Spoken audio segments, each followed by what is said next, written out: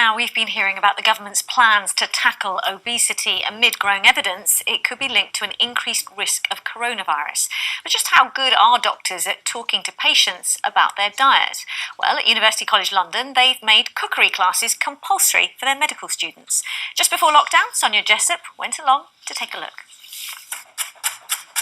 I expect you to go as fast as that. I'm only joking. Just take your time. These students, filmed in March before social distancing, are not learning how to be chefs. They're training to be doctors. But cookery classes are now part of their curriculum.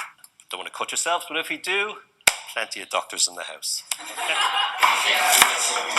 I have used the kitchen before. I help my grandma and stuff, so I can use a knife without cutting myself, but I just don't do it very often. Lifestyle advice and nutrition is something that's thrown around that you should discuss with patients, but practically speaking, we've never been taught how to have those conversations. University College London introduced this culinary medicine course as so many health conditions are linked to poor diet. Now they say coronavirus has made it even more important. I think it's definitely heightened the conversation around healthy lifestyles.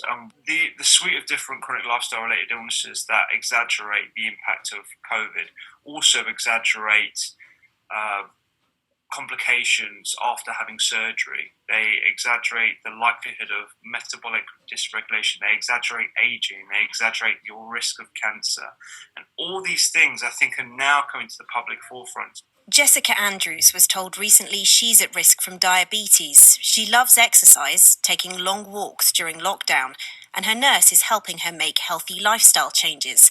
But she says she's had bad experiences with GPs in the past. There was no empathy or understanding. I don't want to be judged about my weight and what I eat, and have that experience where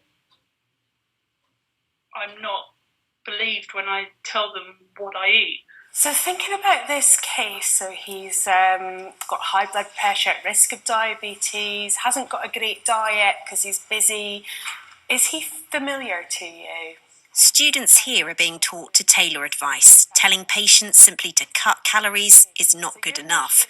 They must consider their lifestyle, income, and cultural backgrounds. Thinking about food and eating with patients can be incredibly helpful. And if it only makes a change to 1 in 10 patients, it still might help a large proportion of the population to improve their well-being. It's not yet known when students will be back in this kitchen. This year, some courses are likely to remain online, but it's hoped it will help them support patients to live healthier lives. Sonia Jessup, BBC London.